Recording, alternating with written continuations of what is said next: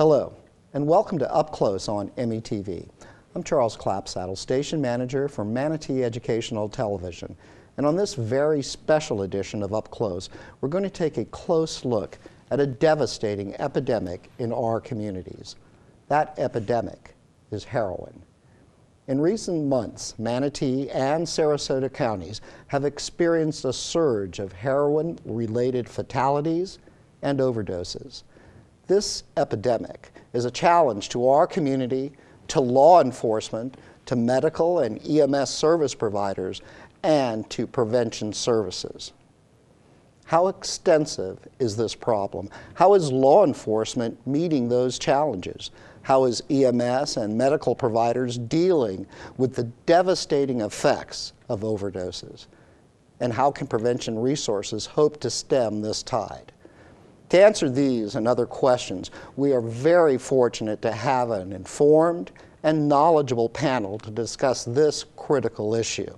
Let's meet them now.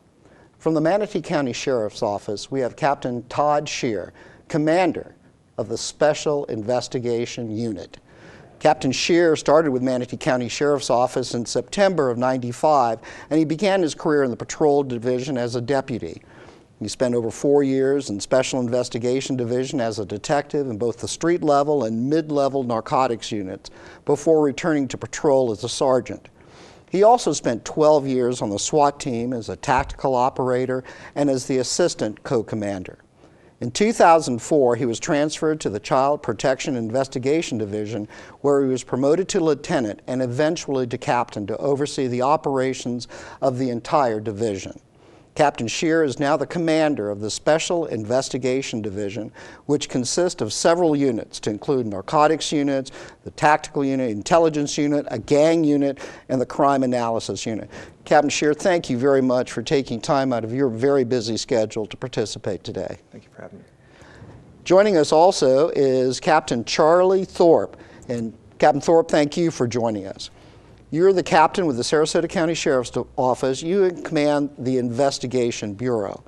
Now, the Investigation Bureau consists of both North and South criminal investigations, special investigations, and the intelligence and crime analysis.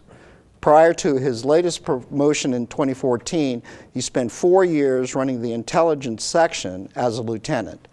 Captain Thorpe is a certified, FDLE certified topics instructor. In addition, you're an adjunct professor at the University of South Florida. We do a lot of stuff with USF. It's a great school. And also you have completed from the University at the University of Louisville, Southern Police Institute Command Officers Development courses. Captain Thorpe, thank you so much for being here. Glad to be here. Also joining us today is Stephen Kravanik. Chief, thank you for coming. You began your career back in 1974 in Pittsburgh? I did. And during that period of time, you've been, you're a Florida paramedic, you're a fire officer, you're a fire instructor, a EMS instructor, an advanced extrication instructor, and you hold various cardiac and trauma-related instructor things. But significantly, you were awarded the Lifetime Achievement Award just a few years ago, which is a significant achievement. And in 2014, you were selected as the Chief of EMS for Manatee County. Congratulations, and thank you for being here. Thank you. My pleasure. And last, but certainly not least, is the individual who's really responsible for putting this panel together. Her leadership and efforts on behalf of prevention resources is just well known in our community. And that's Jessica Spencer, Dr. Jessica Spencer, and thank you so much for joining us. Jessica is a certified prevention and addictions professional here in Florida, and she has over 18 years of experience working in the substance abuse prevention field and is currently working as the project director for the Manatee County Substance Abuse Prevention Coalition. And Jessica, I have to thank you for putting this panel together. Ever since we talked about doing this, you worked tirelessly to find the right people and the right efforts to put this panel together. Thank you for doing this. Thank you for doing this, and thank all of you for being here. Well, my first question, I want to kind of direct that to law enforcement. How bad is this problem? How prevalent is it? Is it increasing? Has it plateaued? How prevalent is heroin usage in our communities? Well, I guess I'll start here, Captain Thorpe. It's a $10 billion problem, not just for the entire United States. And as we've seen here, trends in heroin have increased significantly in our community. As you know, heroin is a Schedule I narcotic, which means it's extremely likely that you're going to be addicted to this particular drug. Not only that, there is no medical use for heroin right now. It's a Schedule I narcotic. It's the worst of the worst. And if you are a drug user and you happen to use heroin, the likelihood of you being addicted is extremely high. And then the first time you use that particular drug, there's a very good likelihood that you're going to be not only immediately addicted, but you're going to be looking for your next hit over and over and over again. It's not like marijuana or some of the lesser drugs. It's very serious, very heavy stuff right now. Very addictive. Very, very addictive. Yep.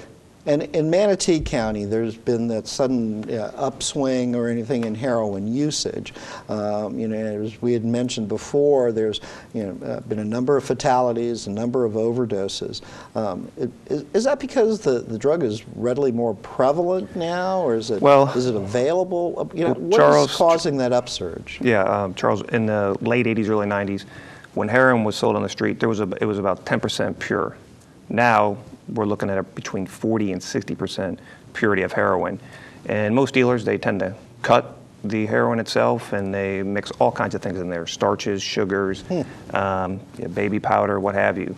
What we're seeing now is fentanyl is being cut into this heroin, and fentanyl is a Schedule II narcotic. It's 40 to 50 times more potent than morphine. It's more potent than heroin. And the folks that are utilizing that don't really understand that this is extremely deadly when injected. So the combination of the heroin with the addition of the fentanyl makes them up for a much more potent pie for users that are addicted to it. That's correct. Now let me ask you, Captain Thorpe, where is this coming from? Where is the heroin emanating from? Has it always been available, or are we seeing more usage of it now? I mean, I would think, and being naive as I am, when you think of heroin, I would think like it's grown in poppy fields in Afghanistan or Pakistan. But is that the case? That was the case. I think you can say that was probably the primary case, 10 to 15 years ago, but now we're finding a lot of it's coming up from South America, Mexico, even further South America areas. But like Captain Scheer mentioned, you have the issue of the mixtures now. And those items that are part of the mix are coming from everywhere. It's all part of that synthetic drug issue that we've been dealing with for several years, fentanyl being a synthetic opiate. So yeah, it's coming from so many different places, it's hard to keep track of. And the biggest issue we found, and at the Sarasota Sheriff's Office, we've gone on and knocked on doors, a week or 2 weeks after some of these non-fatal overdoses and asked them about the drug issue. And they're letting us know that they're scared of it. It's that potent. It's that potent, and you're dealing with in some of these circumstances that we've gone to. In fact, one location we went to a couple of weeks ago, or just last week, 3 overdoses in the same house within a 3-week period. And we had the opportunity to talk to 2 of those 3. The third was a fatal scenario. So they let us know that they were afraid of it. This drug they had very little familiarity with, but they heard it was the thing to get right now. So they did, and within 5 minutes they're on the floor. It's that effective, right. It's that effective, and thank goodness, we had a quick EMS response in those scenarios for those 2. It's a very scary drug that we're dealing with right now. That's, I think that's why this panel is very timely, and it's great that we're getting together and talking about it. Well, thank you, and I want to get with the Chief and Jessica, about what their requirements are. But if I may follow up with the both of you for a moment. With the increase of the usage of this, is this creating more crime? Is this creating greater challenges for you in law enforcement to try to not only stem this but prevent this? I mean, are there people out there that are breaking into houses to get cash to go get their fix? Charles, I always think there's a nexus between those that are abusing drugs and other related crimes. I think there's always going to be that connection. I go back to just kind of the history of heroin. Back when the United States banned it in 1924, there was a spike in crime. There was a spike in addiction. And that's what led to it being banned in 1924. So we can fast forward to this era right now, and I'm sure we're seeing the same kind of effects. Well, I know the Sheriff's Department is very proactive. The Manatee and the sheriffs are very proactive in going after, suppliers and drug providers. Recently, the Manatee Sheriff's Office, very significant arrests made with drugs and guns and found, and that's part of your efforts to try to stem this tide. That's correct. We work very aggressively. We do a lot of things that are behind the scene that we can't discuss, even on shows like Obviously. this. We partner up with my friend over here, with federal agencies from the FBI to DEA, state agencies, FDLE. We work together, sharing information, and just do our best to try to catch those that are trafficking heroin and bringing it to our community. And my question for both of you, Sarasota and Manatee, wonderful communities full of wonderful people. I mean, is this a problem that's kind of evident throughout the state? I would think, cities, larger cities like Orlando or Jacksonville or even Miami, they have the same issues, but we're seeing it in our communities increase. Is that correct? We're seeing this increase in our area, and I just talked to a counterpart in Broward County this morning where they're dealing with the FLACA issue and some other ecstasy variations that they hadn't seen before. So it's a little bit regional, but certainly he's heard about our problem. We've heard a little bit about his, and yeah, it's across the board, and this is nationwide. I have a friend from Ohio that's letting me know that the heroin issue is considerable up there right now also. So yeah, it's a nationwide fight to deal with this right now. And you have a lot of people that have the addictive lifestyle that they've been leading for some time, but now they're dealing with something that they don't know about. And that's why we're finding a lot of circumstances where people are just overdosing because they don't know what they're dealing with. And it's got to be, and this is where we want to bring the chief in here. The increase in overdoses because of the potencies, as Captain Shear just described, is got to be taxing for the resources and services that you have. And Chief, what do you see, when you're called out, to respond to potential fatality or from an overdose? Well, one thing that's surely evident is it transcends all socioeconomic boundaries and locations. You can find it on the beach. You can find patients who need our help out in Mayaca and everywhere in between. And so geographically and socioeconomically, I don't really see that you can really pinpoint that anywhere. But like both the captains were saying, these folks are coming in contact with a medication that they're not familiar with, that is sometimes 50 to 100 times more potent than what they're used to. A lot of these folks are novice users, first-timers. They're not injecting it, they're snorting it with the same consequential effect. So we try to partner with our law enforcement and fire and mental health agencies to at least get them on the right track once we do treat them and take them to the hospital and provide some type of information for them so they can seek some help and at least try to get back on track with their life. So, when your EMS personnel go out to call for service and everything, and they see something, there is an increase, do you see, in the amount of overdoses that are occurring? Oh, absolutely. Right now, we're running 10 to 12 overdose cases a shift in a 24-hour period. A shift? A shift. And our normal call volume for a shift is about 170 calls. So 10 to 12 of those are going to be overdoses. The trending that we've been following is staggering. Right now, to date, we've had 918 cases where we've administered Narcan. That's the medication that we provide there's a direct effect and reversal of the opioid effect. And that's July. Up until July. Just to give you a little perspective on that, as compared to last year, that's a 1,424% increase. Now, can you say that again? Because I just want you to emphasize that, for the community that's out there. How much of an increase from last year have you seen? 1,424%. So, that's just staggering when you think of that.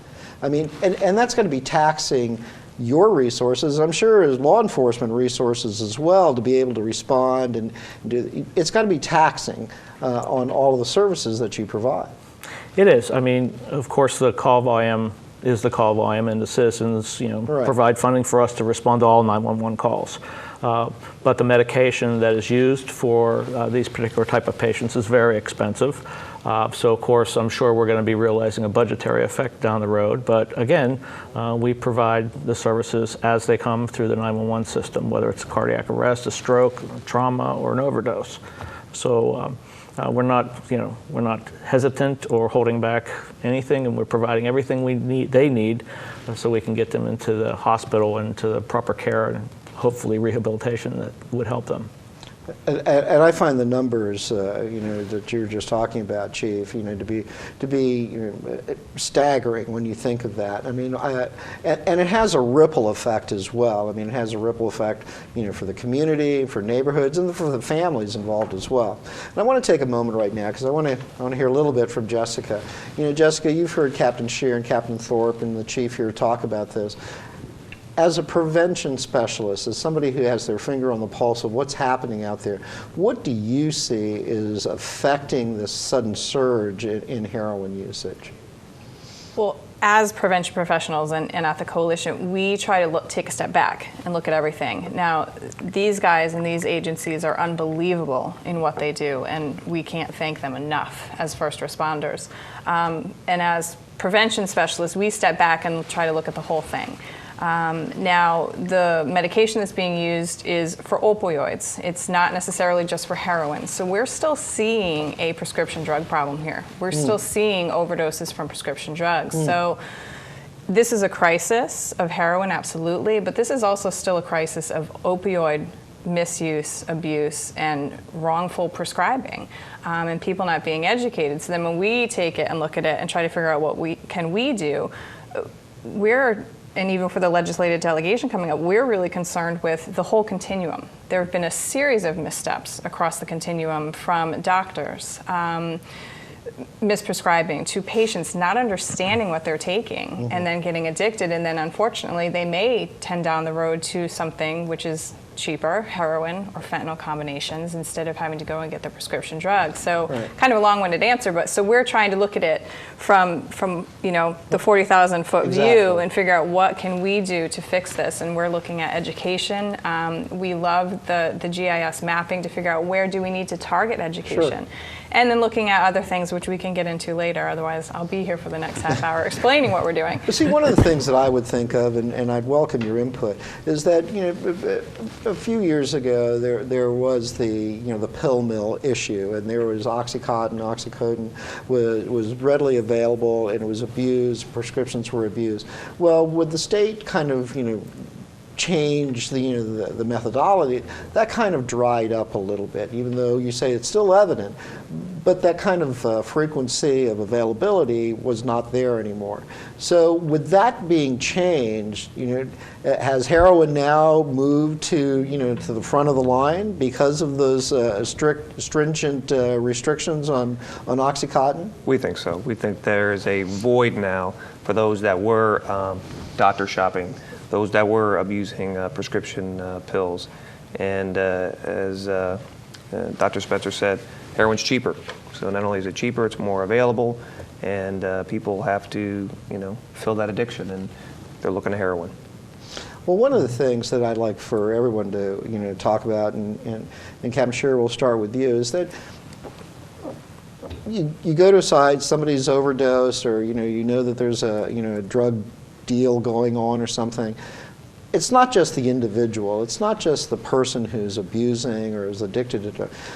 I would think that this problem has far-reaching ramifications. Families, children, all of those suffer from that addiction issue. And do you see that? I mean, the state obviously has a concern if there's children in a home. Sure, absolutely.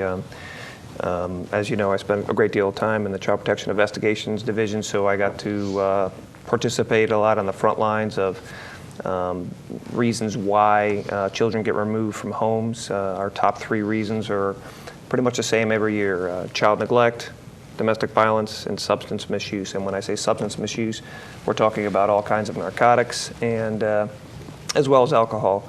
But just give you kind of a statistical comparison to what we've seen here as of late is in 2013, 13 children removed out of homes due to heroin. And in 2014, that number rose to 59 children removed. And so far this year, in July, we're up to 73. So it's certainly eye-opening to us. We're certainly see, to give you a personal story, about 2 or 3 months ago, a young lady, she had a small child. She went to the bathroom to shoot up heroin, shut the door. The daughter's watching TV at some time later. She's looking for her mother. She had to force the door open and find her mother. Unfortunately, passed away and had to call law enforcement. So it's very, very heavy on her, to knowing that her last moment of seeing her mother was lying dead on the floor. Some other things, some other things we were seeing was a recent removal we had. A mother just flat out told us that she couldn't quit, she didn't want to quit, and for us to take her child. For some of us that have children, I can't think of something that would prevent me from giving up my child. I mean, I just would never want to give up my child. No drug should be able to keep me. But that's the potency that this drug can have on people. It's very, very powerful. And that's a terrible affliction of the addiction itself, is that it overrides any kind of other behavior, any other desire. It's just that you want to have more and more of the drug. It's very interesting you say that, because and the chief probably can add more to this, but when somebody injects heroin, it affects the frontal lobe, and the frontal lobe is that part of the brain that gives you the consequences of action. So that's the part of the brain that tells you, hey, don't drink that scorching cup of hot coffee, it's going to burn your mouth, or don't step out in the traffic because you're going to get killed by a car. So that's the part of the brain that one of the parts of the brain that heroin is affecting. So it's, again, there's a lot of layers to this issue. Yeah, Captain, let me ask you this, if I may.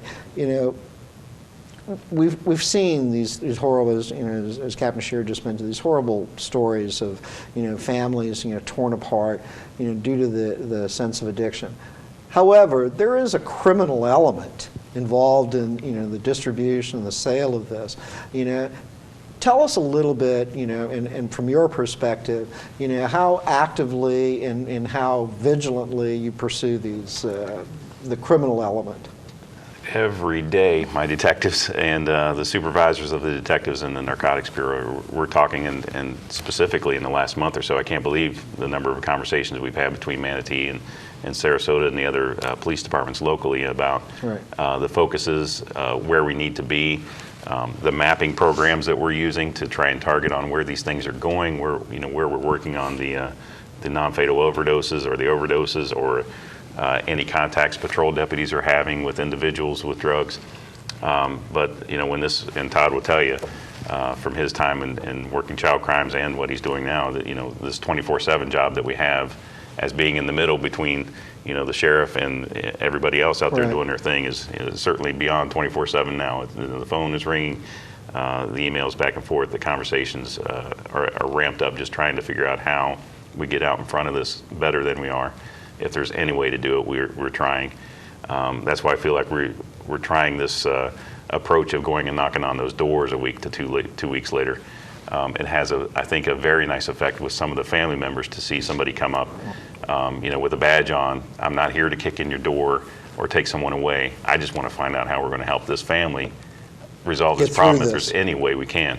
You're not talking about circumstances in a non-fatal overdose where we took somebody to jail. Usually they've gone through a hospital stay, often very short. Hopefully there's been some rehabilitation direction or something for their addiction that's been introduced to them, but we want to make sure that's happening. That's why we're going back and try to get that message across again. Ramping up, we all get compartmentalized in our tasks of the day, law enforcement, substance abuse, fire, but when these things come about, it's important that we have these meetings together. Todd and I were just talking about this opiate task force in Manatee County last week, and how do we get these groups back together? Are the same people in play that we were talking to 3 and 4 years ago with the prescription drug issues? Right. How do we get that education back out there? How do we update what we need to push out, and keep the community informed and in touch with what we're trying to do here? It is a community issue, And I know I'm sure the Manatee jail is right on top of it also. Our jail is, whenever someone's being discharged from the jail, we're making sure they get information on how to direct a friend or themselves to addiction counseling and things like that. Don't let your friend sleep it off if they go down after using some type of drug. Make sure you get the help there. The strides that EMS has made just in the last year with the naloxone and Narcan has been a boon to saving lives. I mean, my gosh, how great has that been for us? And we're looking at that as an agency to do we need to put that in the hands of deputies? These are things we're looking at across the board. But as far as going back to the enforcement, that's just a 24/7 job. I mean, these detectives are out several times a week, overnight, trying to follow up on contacts that we've made during the day and reinitiating contacts with people that maybe have been out of the picture, but we know we'll have some information for. So there's a lot of, as Todd mentioned, behind the scenes activities going on, just trying to curb things. I'm sure you're coming up with new and innovative ways to look into that as well. And it doesn't have to be new and innovative ways. A lot of times it's just, good police work. Yeah, just getting people out there. You raised an interesting point. I kind of want to open this for discussion, is that it's a community problem. Law enforcement can only do so much. EMS is there, to react to the immediate condition. But this is a community problem. Where can this community step in and help law enforcement, help prevention services, help EMS? How can the community become more engaged, involved with this issue? And Jessica, why don't we start with you? Well, first to it, I love the fact that you've been going door to door after, because I think people very often have this thought of they're just going to come and kick in my door. They only just want to take me to jail. That's all they care about is, putting people behind bars, and that's just not the case. And I think this panel and what you said exemplifies that. Law enforcement, that's community policing at its finest, going door to door. They care about people. EMS, they didn't get into this, and we talked about this with the Your Life Matters cards. They did not get into this because they don't care about people and they just want to lock them up. They care about people. That's why you do what you do. And as a community, I think we care about people.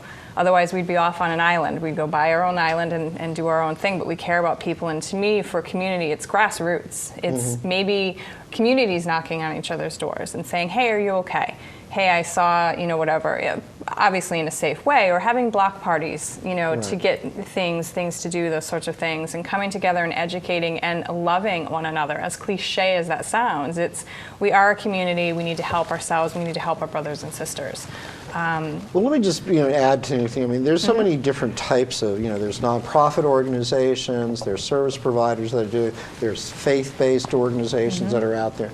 Does there need to be some kind of coalition, for lack of a better word, that can say, hey, listen, we can provide resources. If somebody's having a addiction issue within their family, can they reach out to different people to see what help is out there and is available?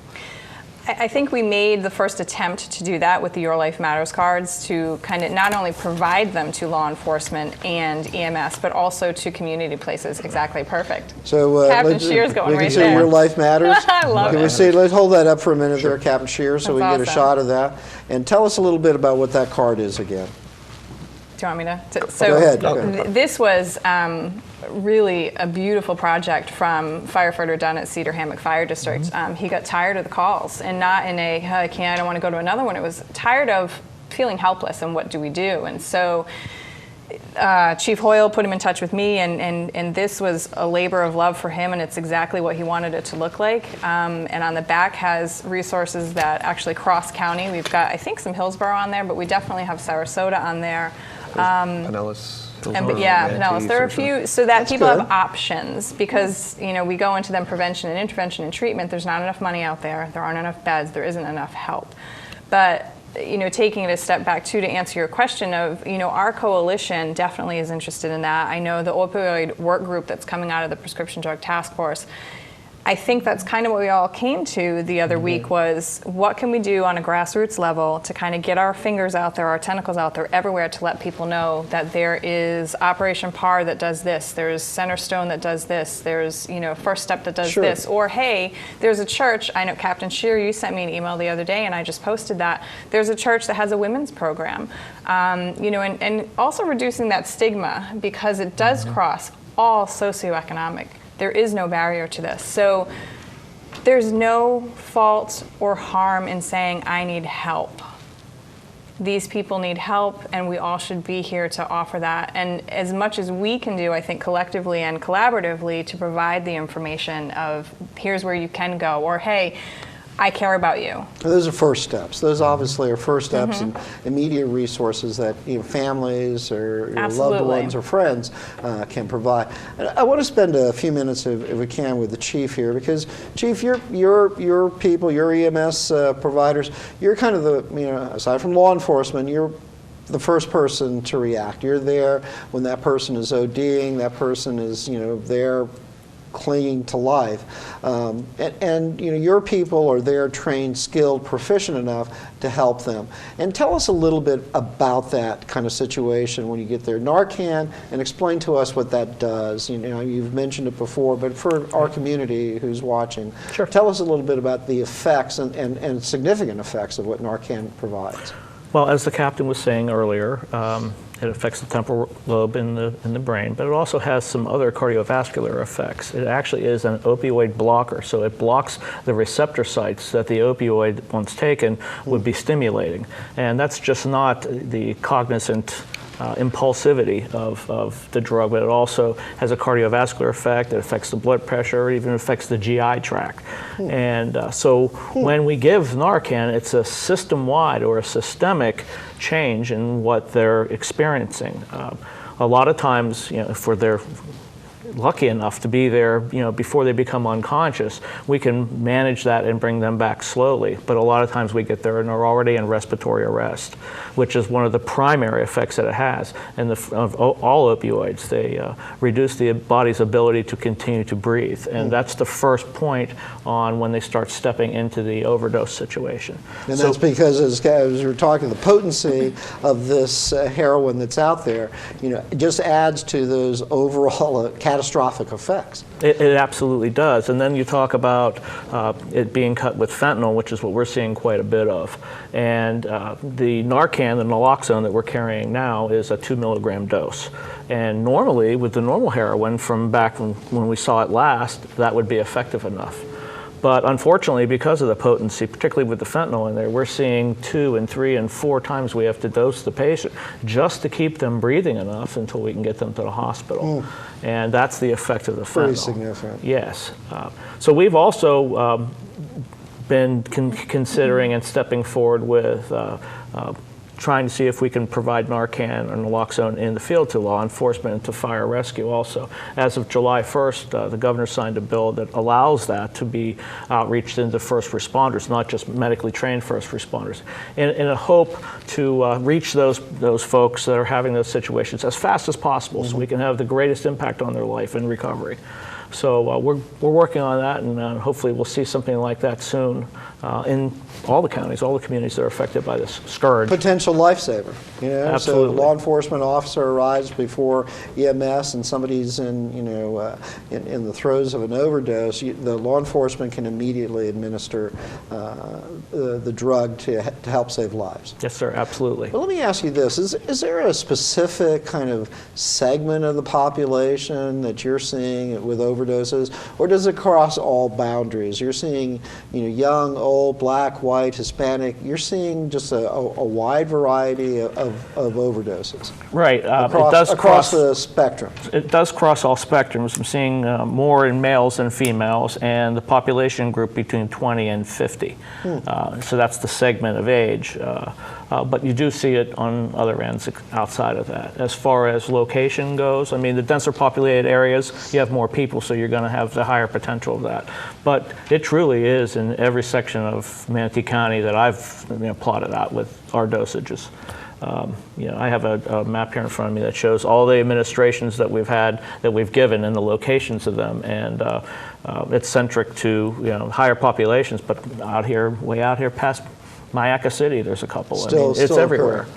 Now, here's a question. I'll throw this up. Now, one would think, that, and I think the images of heroin, that you inject it, you have a needle, and all of those things. But is that the case anymore with the thing? Is it still like an injectable drug, or are people using it in different methodologies now? They are using it in different methodologies. Some lace it with marijuana. Some are snorting it.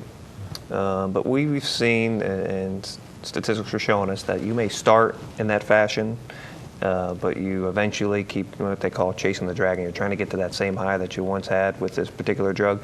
You can never get there, and then eventually it leads to injection, and that's the quickest way to get it into your brain through the bloodstream, and eventually that's what ends up happening. From inhaling it to smoking it, you guys are seeing the same sort of thing in Sarasota as well. And a follow-up on that, if I may, are you seeing younger people start to use heroin now? The 20-somethings, the teens, are you seeing an increase in that younger population because perhaps of the availability or whatever the case might be? Are younger people now more tempted to be drawn towards heroin? Well, I think what's concerning to me when we're talking about younger people is just that most people don't think, well, I'll never inject a drug. But it's those folks that are lacing it in marijuana. You may think you're just smoking a regular marijuana joint, and in fact, someone has laced it with heroin. And next thing you know, you become addicted to that particular drug when you find out heroin's there. And then you might inhale it, and again, it's a progression into injection. So the statistics I've seen is between 20 and 40 is the great majority of the folks that are abusing heroin. But we are certainly watching it as would not surprise us if it starts to trend earlier and earlier into the teens, late teens. And I think you raised an interesting point, is that somebody starts using it, and you're consistently trying to stay high or to get that fix. So it's a constant chase of, what did you call it, chasing? Chasing the dragon. So, that's a consistent thing with the problem of addiction. Now, one of the things, and I kind of want to open this up for discussion a little bit, addiction services, of which, Jessica, you're very familiar with, and resources out there. Can we be doing more? Is there more efforts need to be made, perhaps by government, medical providers? Can more be done to help stem this tide of addiction? Without getting too political, yes. There's a lot that not only can be done, it needs to be done. And I take it back to the opioid prescribing. There's 164 medical schools in our United States, and only one of them requires coursework for substance abuse and prescribing of addictive opiates. That's a shame when it's the medical doctors that really have that prescription pad in their hands. There's referral and screening options that are available. We have the SBIRT that is not being utilized in a way that it could be. And that's the screening brief intervention, I can never remember what this is, screening, brief intervention, and referral to treatment. Very short, very simple, that could be in doctors' offices and schools to kind of get ahead of this. So when you ask about our teens using, well, we could potentially get ahead of this, or our young people using at the doctor's office, if they just had these tools available and said, hey, sure, and started having that conversation. I think people are afraid to have the conversation sometimes too, or afraid to ask. It's sort of like with suicidal ideations, the whole thought process of, well, don't ask if they want to kill themselves. Well, but that's exactly what you need to ask. So if you could ask people, are you using drugs? And define all of them. And have that conversation. There's nothing to be ashamed of to talk to people about this, and I think we could help a tremendous amount of people if we really did get in there early. How early? Are we talking like elementary school? Are we talking middle school? How soon do you need to start educating young people? Oh, yeah. Educating is young. That is elementary school. We are seeing younger and younger kids starting off with their e-cigarettes. We're now getting away from tobacco. They're using these e-cigs. and vaping, to marijuana, alcohol, young, you have to talk to your children. You know, family dinners are the #1 deterrent to drug use.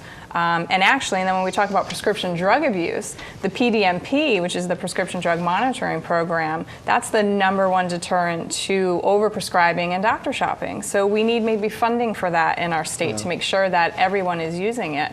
But yeah, you need to start in elementary school. You need to be talking to these little guys and saying, you know what, get high on life. Again, as cliche as that is, but give them a lot of protective factors to counteract the risk factors that they may be experiencing in the community.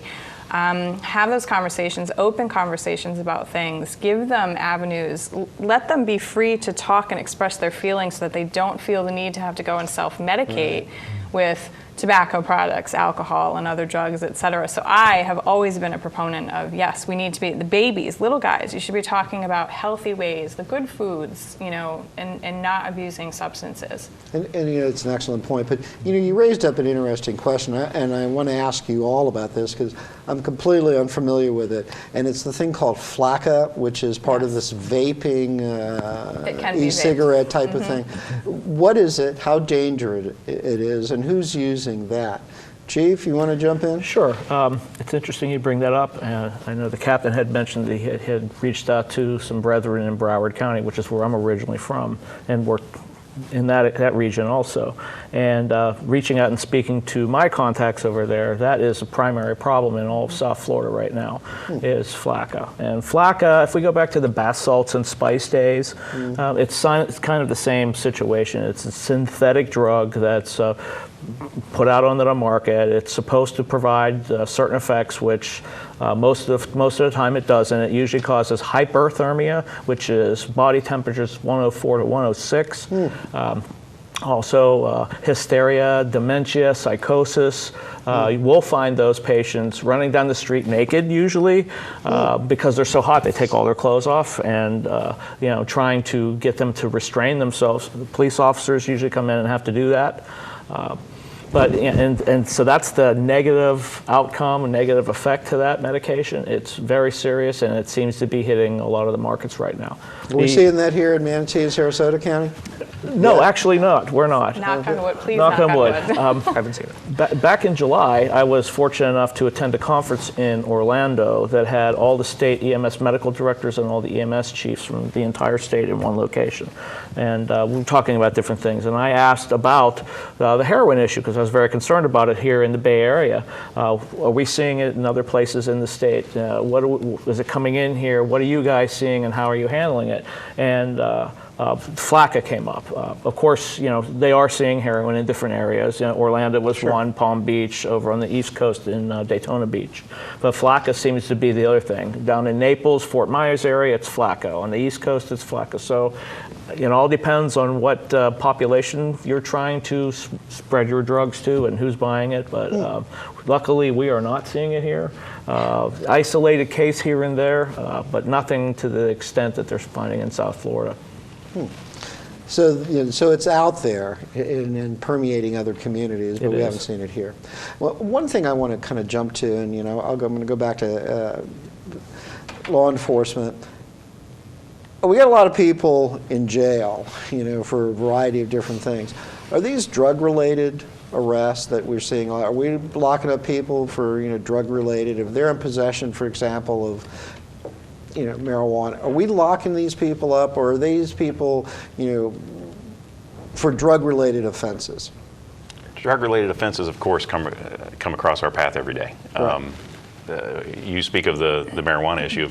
Yes, a lot of times people are locked up for possession of marijuana, but we've also done recent studies of where we issue notice to appears if it's a person with a small amount, or maybe it's the first time we've encountered them. But just the other night, our patrol deputies ran across two guys that were driving up from Hollywood, Florida, and just happened to pull off on the Cattleman area. I'm not sure where they were going, Cattleman to Bee Ridge area, and were encountered by law enforcement.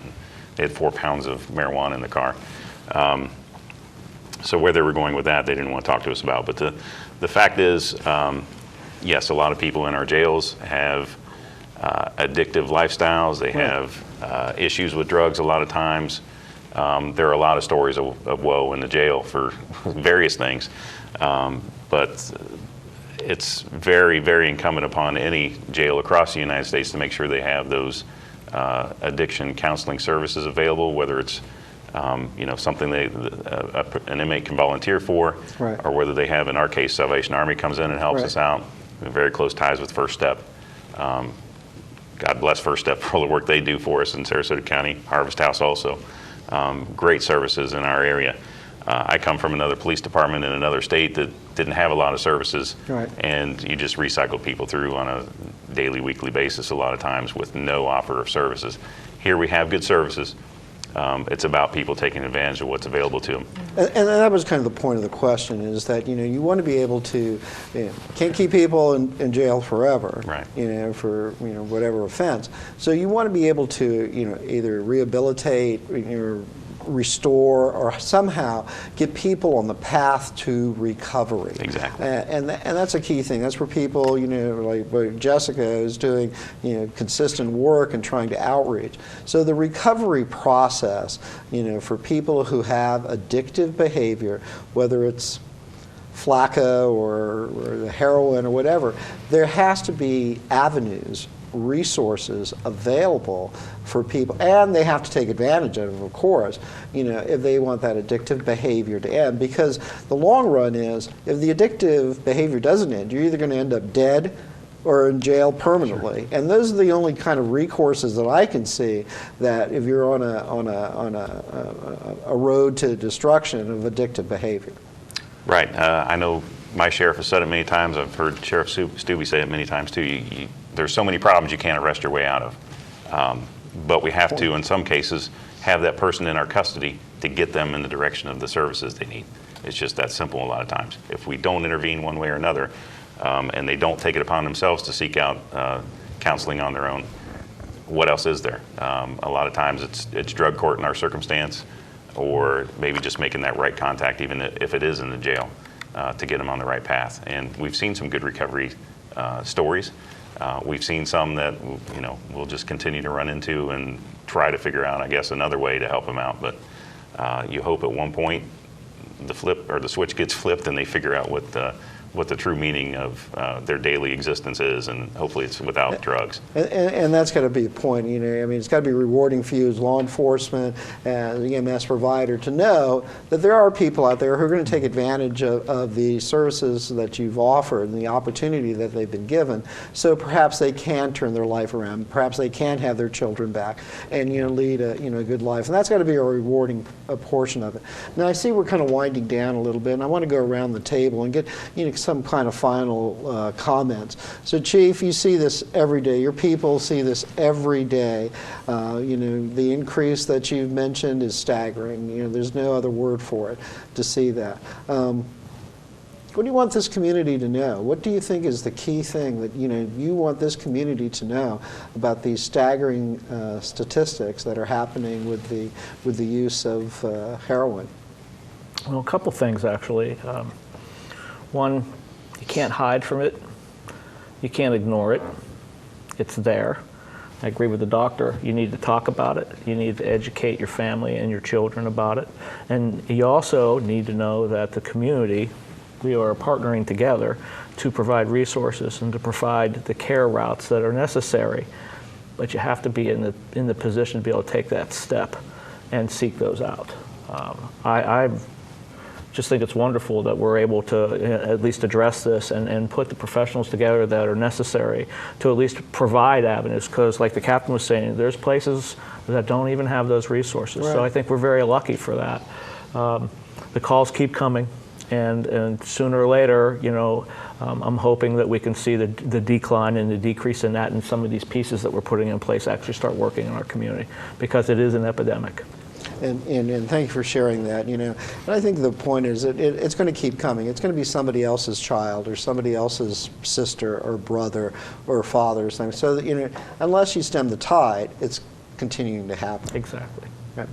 Thanks, Chief. Thank you. So, Captain Thorpe, I was, when you were talking about the cooperation and the close partnership that you have with Manatee, which I think is a key element in trying to solve things, that's really important. But you've seen this in Sarasota. You see it continue to kind of grow and fester, sort of. But you're on top of this. You know, the Sarasota Sheriff's Office, you know, has a plan and is looking at this, going to lock up those bad guys when you find them, and you're very active in pursuing that.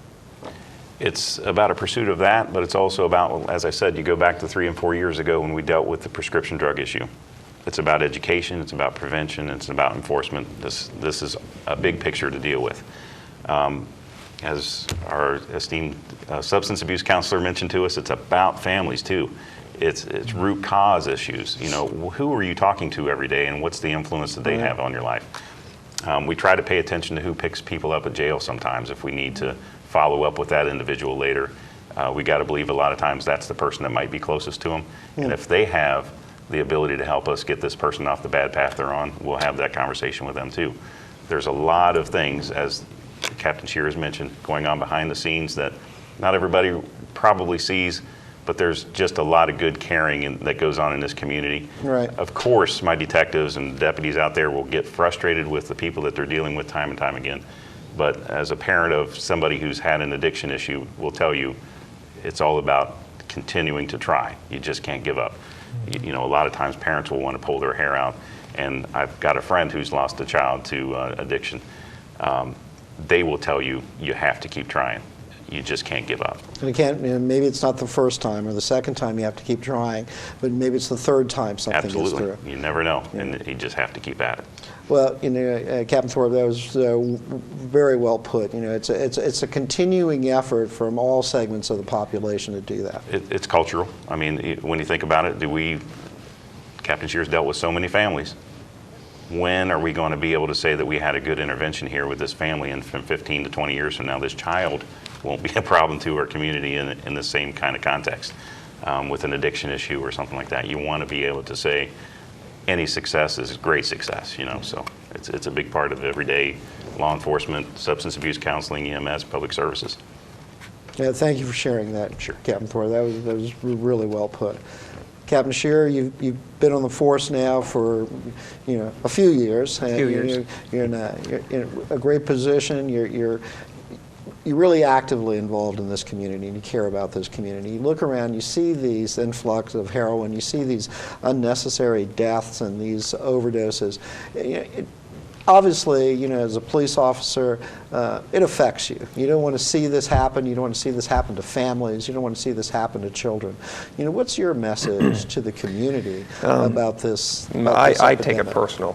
I project myself into these families' lives. I have a 6-year-old daughter, and I think about raising her in this community. And I don't want her to be anywhere around this heroin. I don't want her to be around any other drugs. And as everybody mentioned here, it starts at a very young age.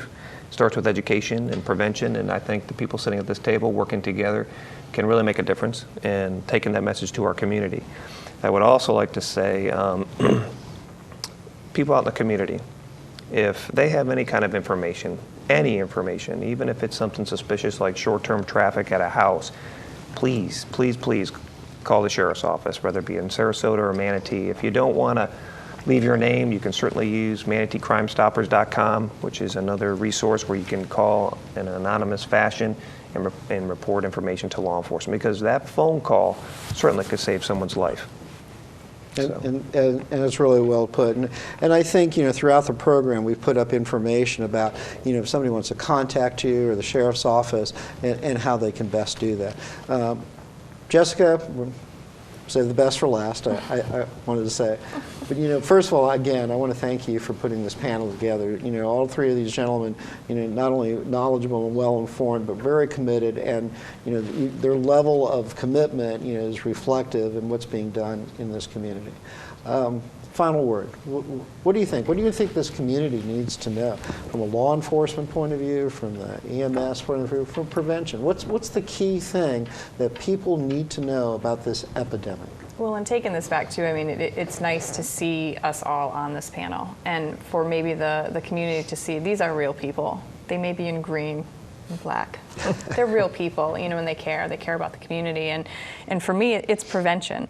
Now, I know they're dealing with the frontline stuff, but really it is prevention. We know prevention works. We've known this for years and years and years. We also know that for every dollar that we spend in prevention, we save $10 in social costs. So that's the law enforcement efforts, that's the EMS efforts, that's the substance abuse counseling and treatment center efforts. We save $10 for every dollar that we put into prevention.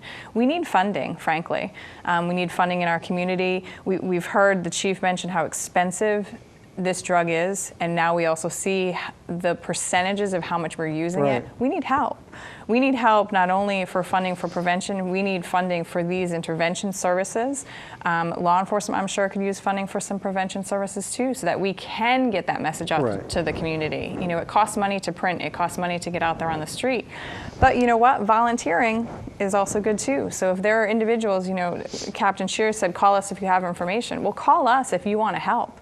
If you've got a skill base or if you've got a story to tell, you know, contact us at the Coalition. We would love to help you get that out there so that we can educate our community and try to help as much as we can, because again, we know that prevention works. And there's resources. If there's family members that, you know, are having an issue, or, you know, perhaps somebody in their family who has addictive behavior, they can contact you and you can provide them with resources for that loved one or that friend. So perhaps they can get on the path to recovery. Absolutely, and at this point, so can everyone on this panel, quite frankly. Don't be afraid to talk to these guys when you see them out on the street. Don't be afraid of law enforcement. Ask them, you know, and our guys here in Manatee County, they carry those cards. Our EMS, they carry those cards. And I think that's really important too. You know, Todd and Captain Thorpe have shared their email addresses that we've had up on the screen. So it's really important for the community, for you to get that feedback, you know, to be able to know that you're available to talk to someone if they have an issue, or maybe there's something that they want to share with you. I think that's really critical to have that kind of interaction. So, you know, hats off to both of you for sharing that information. So Jessica, again, thank you very much for putting this panel together and for sharing this information. Chief, you know, again, I'm so glad you were able to join us, because the information that you provide about your personnel, your EMS, continuing to serve this ever-increasing need is just very important for the community to know. Thank you for having me. Appreciate it. Captains, you know, thank you very much for doing this. Are we going to have like a Sarasota Manatee, you know, like flag football thing one of these days? Is that coming back? We got tired of winning, so we're great. Gentlemen, I want to thank you very much for sharing this. I think it's really important for this community to know that law enforcement is not only aware of the problem, but very consciously acting to solve the problem, but also outreaching to the community to help as well. And I applaud both of you for your efforts in trying to do this. And continued good luck and be safe out there. Thank you. And thank you for joining us on this very special edition of Up Close on METV. If you want additional information, please contact Jessica or some of the law enforcement people on our panel today so you can find out how you can help in stemming this epidemic. Thank you, and we'll see you next time on Up Close on METV.